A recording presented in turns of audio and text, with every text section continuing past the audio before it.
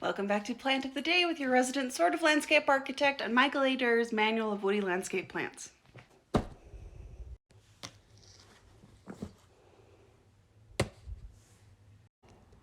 Rhododendron smirnowii, rhododendron, common name, is an evergreen shrub growing 6 to 8 feet high and has brought in 15 years. The foliage, 4 to 6 inches long, oblong ovate, is dark green above with thick woolly tomentum beneath. Gorgeous. The bell-shaped flowers are rose or rosy pink, and the corolla is frilled.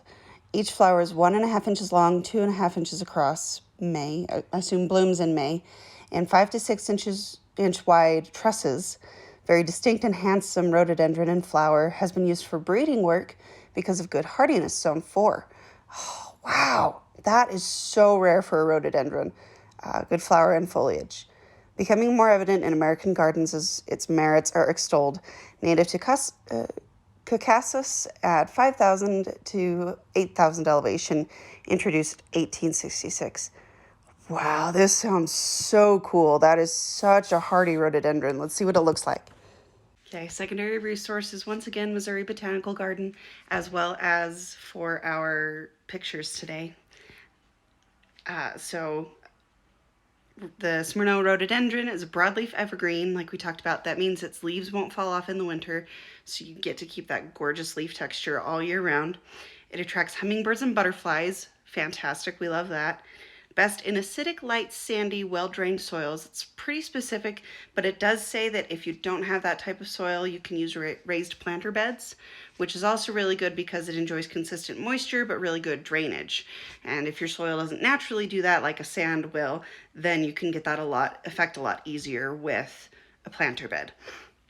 It also likes part shade, can't take strong winter winds or direct sun in really hot places, so might still need a little bit of sheltering, but I mean, zone 4 for rhododendron is unheard of, so it's worth it. It does spread through suckers, so kind of like aspens or things like that. It'll spread pretty far eventually if you let it. It loves a mulch to keep that good, consistent moisture.